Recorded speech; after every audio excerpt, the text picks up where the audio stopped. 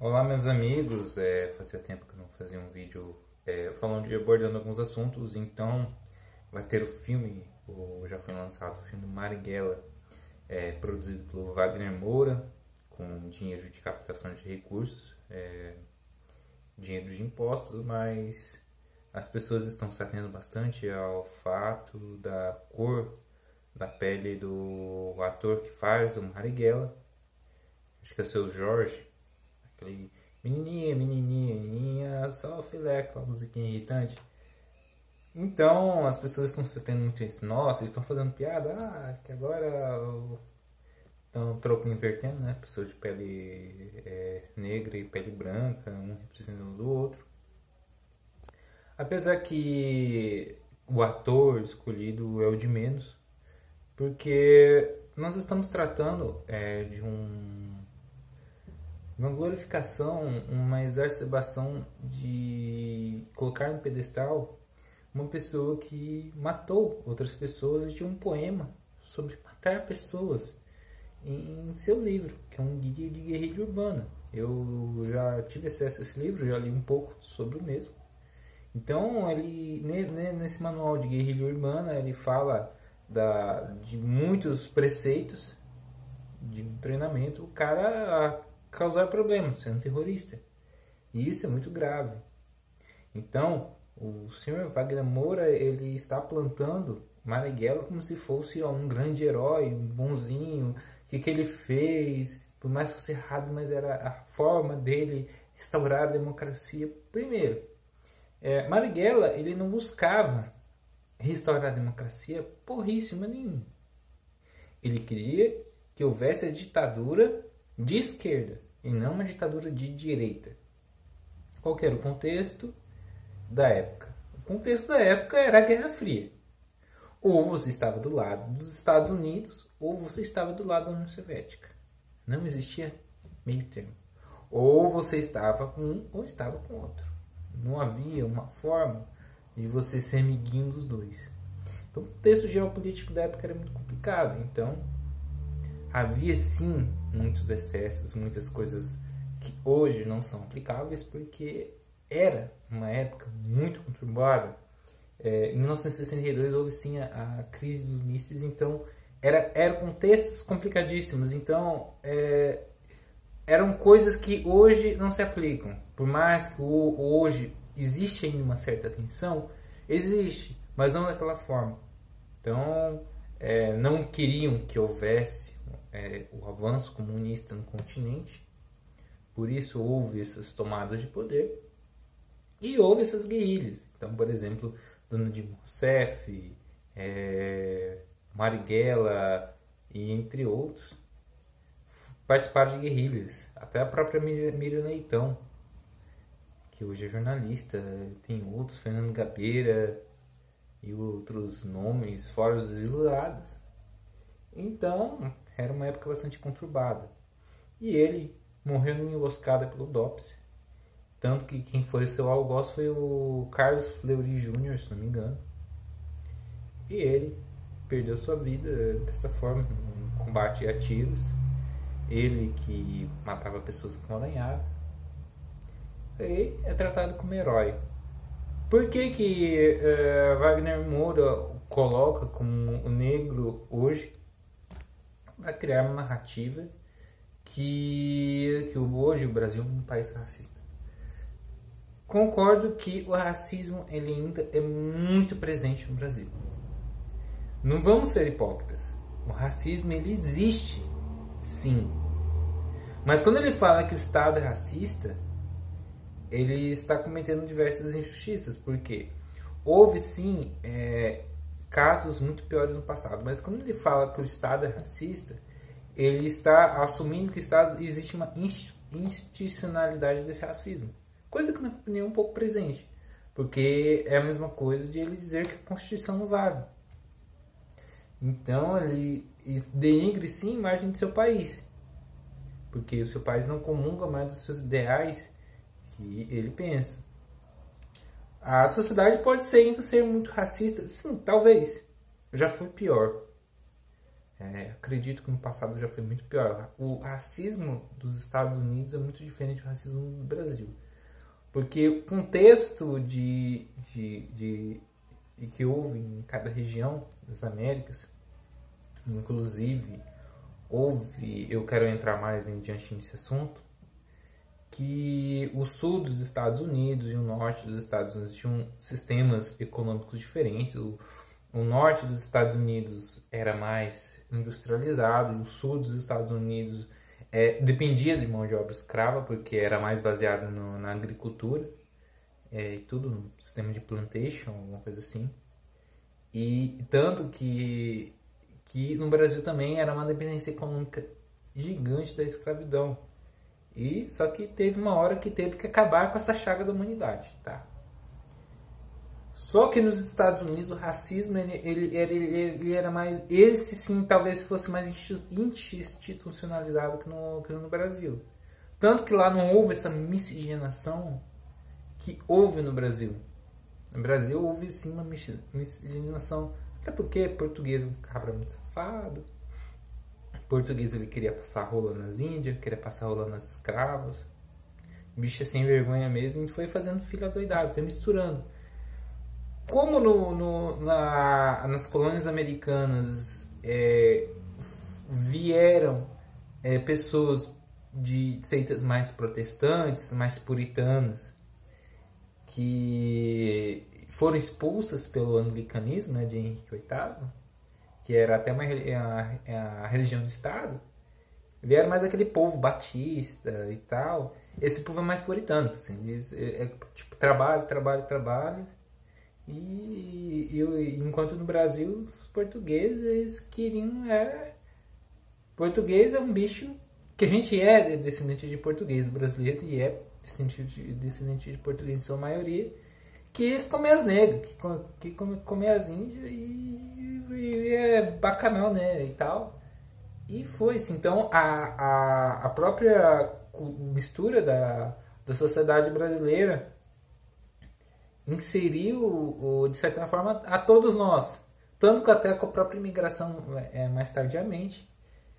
Só que a racismo no Brasil é de uma forma mais velada e uma forma mais social. É tipo, aquele cara ali ele não pode ter essas coisas porque ele tem que ser pobre. Aquela coisa, aquele demérito, né? Tipo, é isso, aquilo. Então, de certa forma, existe sim. Apesar que a única forma da gente mudar isso é educação. Educação, porque a educação você vê, todos nós somos iguais, todos nós podemos ter as coisas, devemos respeitar as pessoas mutuamente para parar com esse tipo de coisa. Isso leva-se gerações, porque não houve uma política no passado para a inclusão dessas pessoas na sociedade brasileira. Que essas pessoas elas foram libertas pela Lei Áurea e, infelizmente, não houve uma inserção na sociedade. Tanto que o próprio Brasil houve uma migração de italianos, alemães e tudo mais, mas não inseriu o afrodescendente na sociedade de uma maneira assim, de trabalho e tal. Então houve essas distorções. Isso tem que ser dito. Mas a forma como o Wagner Moura usa politicamente é uma coisa bastante sem vergonha mesmo, porque ele é um ser vergonha, é um idiota. Por quê? Porque ele não se conforma de ter feito propaganda indireta ao Bolsonaro no passado. Há 12 anos atrás, houve um filme chamado Tropa de Elite, que ele fez o Capitão Nascimento. O Capitão Nascimento, ele era para ser vilão. Só que todo mundo gostou do Capitão Nascimento. Então as pessoas querem para dizer, esse policial é um filho da puta, tem que acabar com a polícia militar, que são os vermes, são os opressores, são e tudo mais. E houve tudo aquilo. As pessoas compraram a ideia do Capitão Nascimento. Eles falaram, porra, ele é o herói. E não era ele o herói, ele era o vilão. Então, é um anti-herói, inclusive, a gente pode definir melhor assim. E as pessoas gostaram do Capitão Nascimento. Então, Wagner Moura ele não se conforma até hoje. Então, houve o segundo filme e as pessoas mesmo assim, o Capitão Nascimento é melhor, é o cara. Então, não houve as pessoas compraram a ideia do Capitão Nascimento. E isso, de certa forma, ajudou o Bolsonaro mais adiante, que também é capitão reformado do Exército. E as pessoas gostaram disso por quê? Na época dos militares, não havia tantos determinados problemas como se acontecem hoje. Então, dá uma impressão que era melhor. Se era ou não, mas era mais igual, o Brasil era pior, que não sei o que lá. Mas acontece que as pessoas não viam dessa forma porque não havia uma violência descambada como hoje.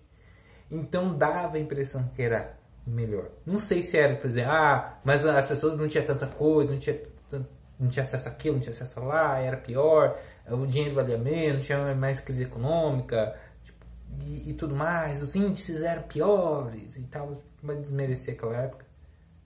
E só que por mais que o Brasil não era aquela coisa, apesar que eu contesto de certa forma algumas informações, e é bom que a gente não tire conclusões de maneira até bastante precipitada sobre algumas coisas, principalmente com números, porque dados podem ser muito bem distorcidos, inclusive,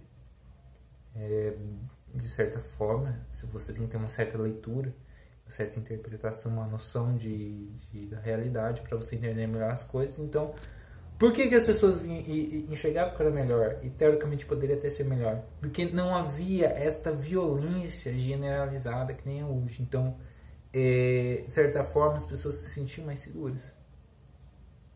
Só que naquela época existiam pessoas como Marighella, terroristas que fez um livrinho te ensinando como você tem que explodir fazer uma bomba. É complicado, cara. É o tipo de coisa que você fica puto. Então eu até quero mostrar um pouco dessa maravilha que eu tenho em PDF. Nunca que eu iria comprar uma porcaria dessa. Não sei nem pra quem ia dar o dinheiro pra essa bosta. Então este cidadão, né? Essa criatura. Então é um filme que vai ter um sucesso irrisório. O cara te ensina a você fazer explosivo, ó. O tiro. A razão para a existência do guerrilheiro urbano. A razão para a existência do guerrilheiro urbano, a condição básica para a qual atua e sobrevive é de atirar. O guerrilheiro urbano tem que saber disparar bem porque é requerido por esse tipo de combate. Na guerra convencional, o combate é geralmente distância com armas de longo alcance. Na guerra não convencional, na qual a guerra guerrilheira urbana está incluída, o combate a curta distância é muito curto. Para evitar sua própria extinção, o guerrilheiro urbano tem que atirar primeiro e não pode errar em seu disparo. Não pode desperdiçar munições porque não tem grandes quantidades, por isso tem que economizar.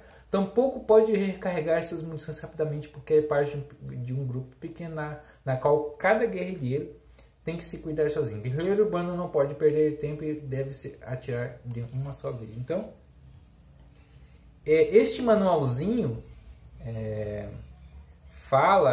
te ensina a você ser um terrorista.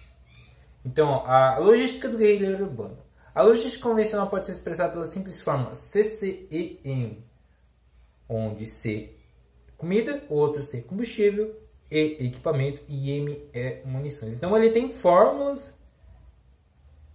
para expressar toda a sua logística. Então o cara te ensina, para o guerrilheiro urbano que começa do nada e não tem apoio do princípio, as logísticas expressas da fórmula M da dame que M, mecanização, D, dinheiro, A, armas, M, munições e explosivos. Então ele te dá fórmulas para você meio que fazer alguns cálculos, alguma coisa assim, que é conhecimento terreno, então mobilidade e velocidade. Então ele fala que você tem que saber dirigir, tem que saber fazer bombas, você tem que ter conhecimento de várias coisas, você tem que saber de tudo para você causar o mal. Então é como se esse manual de guerrilha urbana estivesse sendo aplicado agora. Não estão levantando hipóteses que existem sabotagens por parte do PT, não sei. A gente tem que saber o que a gente tem que falar. Então a gente tem que... É complicado. Será que eles não estão lendo uma bosta dessa? Apesar que Marighella... Sabe por que Marighella ia falar de Jean Willis, esse pessoal da lacração? O que ele acha disso aqui? Então, ó, batidas, ocupações, emboscada, táticas de rua, sabotagem, ó. Ó, ele fala aqui, ó. Na página 33 ele fala de sabotagem, ó. Aqui, ó. Não sei se vocês vão conseguir ler. Ó, página 33. Aqui, ó, o livrinho dele. O objetivo de sabotagem é para doer, danificar, deixar sem uso para destruir pontos vitais do inimigo com os seguintes: A. Economia de um país. B. Produção agrícola e industrial. C. Sistema de comunicação e transporte. D. Sistema de polícias militares em seus estabelecimentos de depósitos. E o sistema de repressor do sistema militar policial. F. Empresas de propriedade norte-americana do país. Ó. Prestem atenção, a guerrilha urbana deve pôr em perigo a economia de um país, particularmente de seus aspectos financeiros e econômicos, assim como redes comerciais domésticas e estrangeiras, suas mudanças no sistema bancário e seu sistema de coleta de impostos, entre outros. Então ele tem que foder com o governo para causar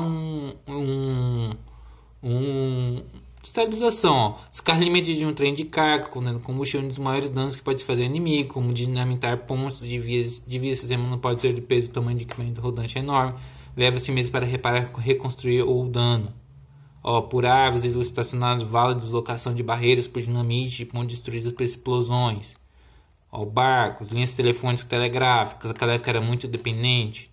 Oleoduto, estação de combustíveis. Ó. Terrorismo. Ó, ele fala, ó, terrorismo é uma arma de que a revolução não pode abandonar. Propaganda armada. Aqui, ó. Guerra de nervos, guerra psicológica. É um livro curtinho. Você lê em 2, 3 horas, você lê e tal. Acabando. Resgate de feridos, ó. Ajudar teus companheiros esquerdosos. Ó, 7 pecados da guerrilhana. Ó, ele fala assim, ó. Tipo, pra você não errar, não deixar de enganar e tal. Ó, não se vangloriar de suas ações completadas e espalhadas aos 4 ventos. É a vaidade. Ó, quinta é ação precipitada.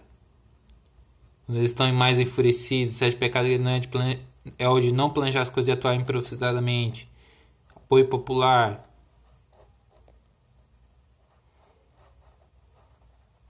Ó, Carlos Maliguera. Aí fala até das mulheres aqui, ó.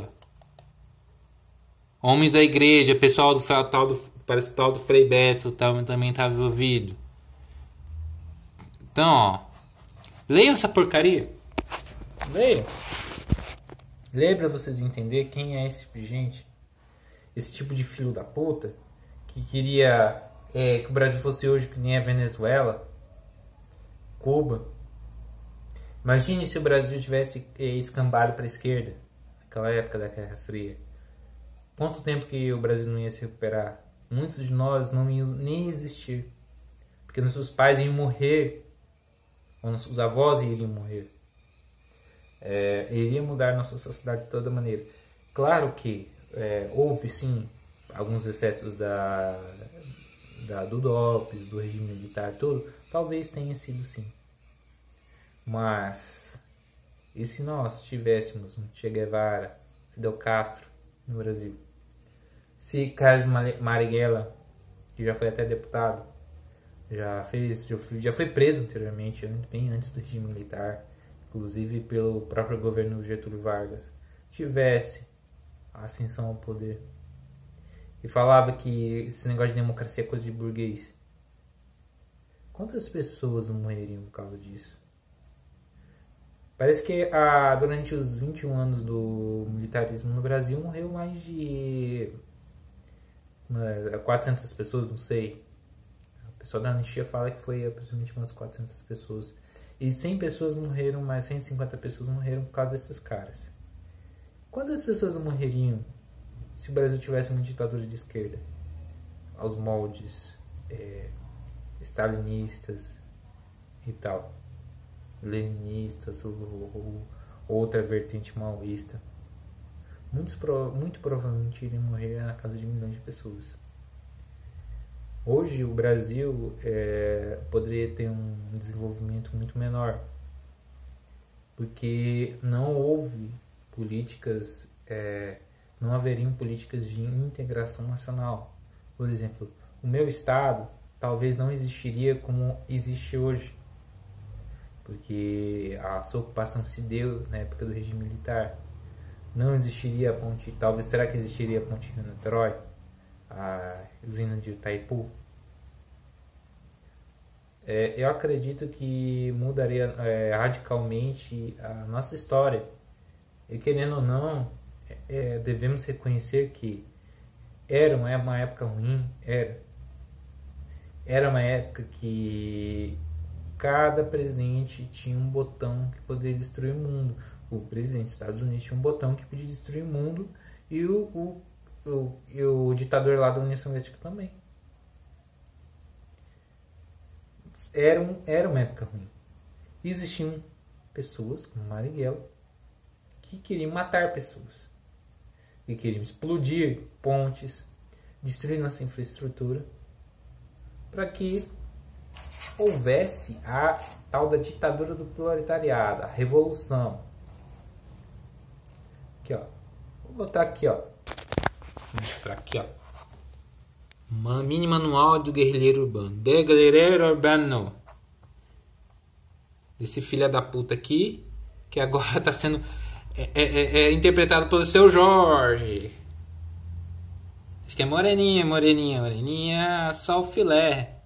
Aqui, ó. Falou.